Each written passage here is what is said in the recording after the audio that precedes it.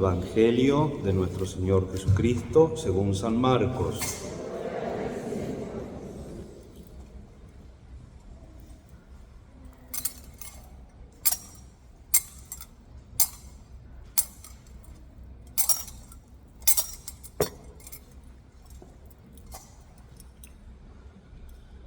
En aquel tiempo Jesús y sus discípulos atravesaban Galilea, pero él no quería que nadie lo supiera porque iba enseñando a sus discípulos. Les decía: el Hijo del Hombre va a ser entregado en manos de los hombres, le darán muerte y 3 días después de muerto resucitará.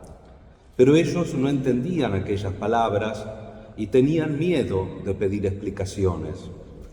Llegaron a Cafarnaúm y una vez en casa les preguntó: ¿de qué discutían por el camino? Pero ellos se quedaron callados, porque en el camino habían discutido sobre quién de ellos era el más importante. Entonces Jesús se sentó, llamó a los 12 y les dijo: si alguno quiere ser el primero, que sea el último de todos y el servidor de todos. Después, tomando un niño, lo puso en medio de ellos, lo abrazó y les dijo: el que reciba en mi nombre a uno de estos niños, a mí me recibe, y el que me reciba a mí, no me recibe a mí, sino a aquel que me ha enviado. Palabra del Señor.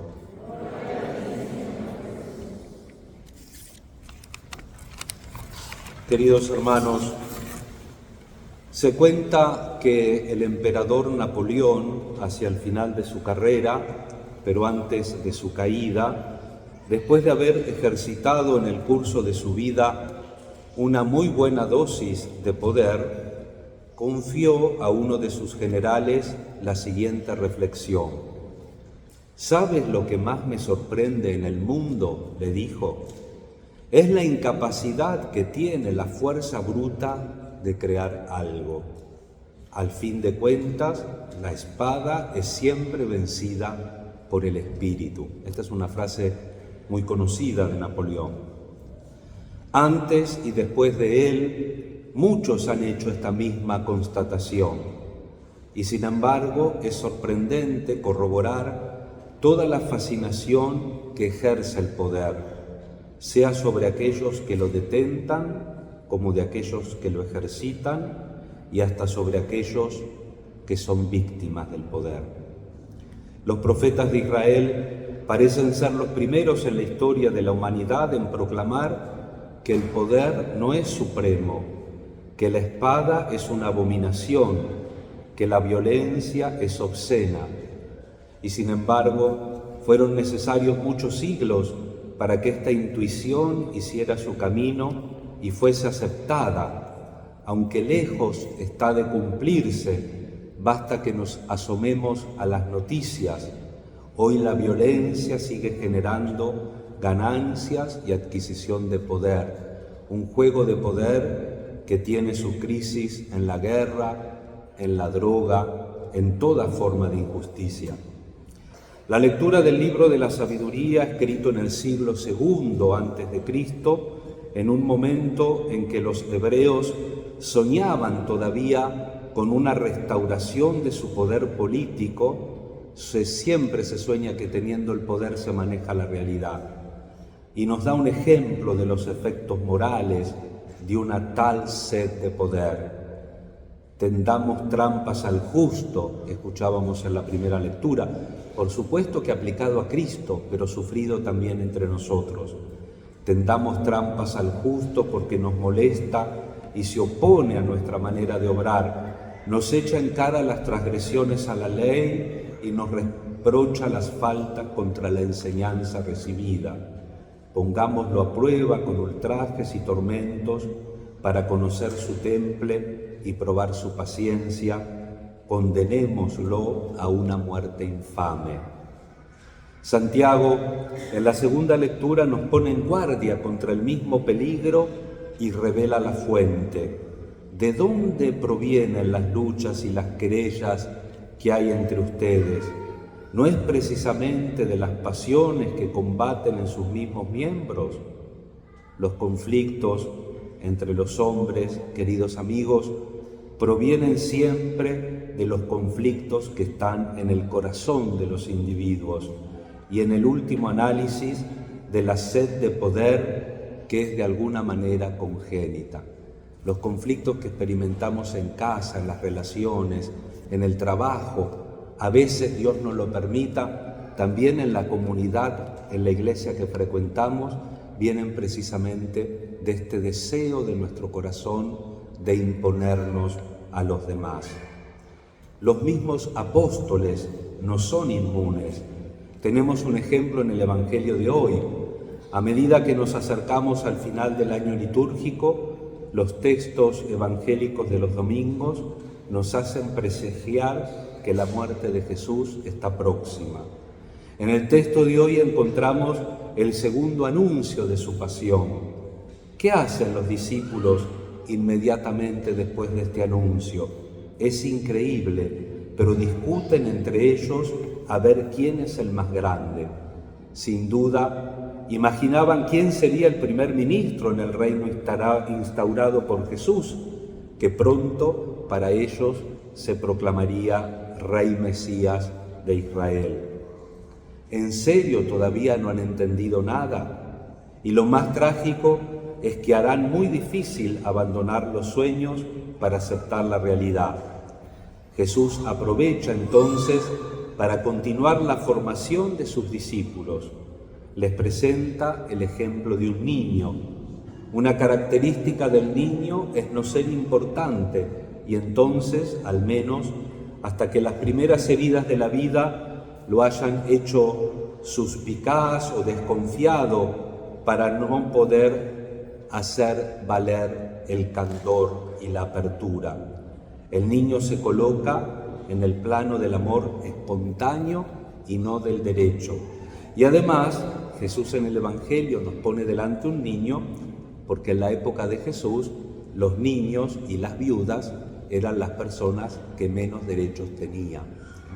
Hoy también en nuestra sociedad contemporánea, hablamos rápidamente del aborto. Aquí en Arizona está esa famosa proposición, si mal no recuerdo, porque hace poquito que he venido de Argentina, es la 139.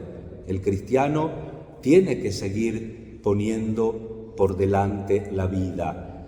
Cualquier vida que se desecha, en cualquier estadio del inicio natural hasta el término natural, es un pecado contra la justicia, es un salir de la luz para meterse en la oscuridad. Por eso Jesús pone al niño, al que es postergado, como aquel que es objeto de su abrazo. Dice, lo abrazó.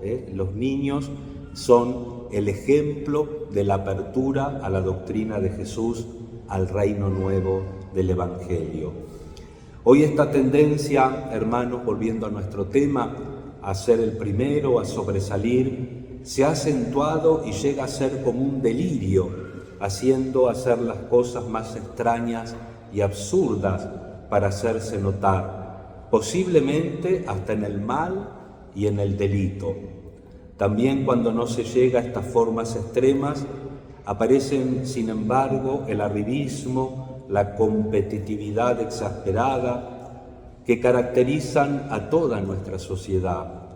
Cuántas cosas se hacen para no ser menos que el vecino, el colega, el amigo, la amiga. ¿Qué pensar de esa tendencia a la luz de lo que Jesús dice en el Evangelio de hoy? Quien quiera ser el primero, que sea el último de todos. ¿Acaso que Jesús condena el deseo de sobresalir, de hacer grandes cosas en la vida, de dar lo mejor de sí y privilegia por el contrario la dejadez, el espíritu de abandono, la negligencia? Así pensaba un filósofo muy conocido, Federico Nietzsche. Él sintió el deber de combatir ferozmente contra el cristianismo que, según él, era reo de haber introducido en el mundo el cáncer de la humildad y de la renuncia. Pero ¿qué nos enseña el Evangelio? Quien quiera ser el primero. Por lo tanto, es hasta posible querer ser el primero, no está prohibido, no es pecado. Con estas palabras, Jesús no solo no prohíbe el deseo de querer ser el primero, sino que anima a ello, solo que revela un camino nuevo y distinto para realizarlo, no a expensas de los demás, sino en favor de los demás. Añade, en efecto, para ello, que sea el último de todos el que quiera ser el primero y el servidor de todos. El camino para subir, valga la redundancia, para subir hacia arriba, ha llegado a ser ahora ir hacia abajo. El último de la serie puede ser muy bien el primero, depende desde donde se parta. Pero demos rápidamente una mirada a cuáles son los frutos de uno y de otro modo de sobresalir. La voluntad de poder, igualmente, cuando no viene interpretada a la manera de Napoleón, como fuerza bruta, ¿a qué nos lleva? Lleva a una situación en la que uno domina y los otros sirven.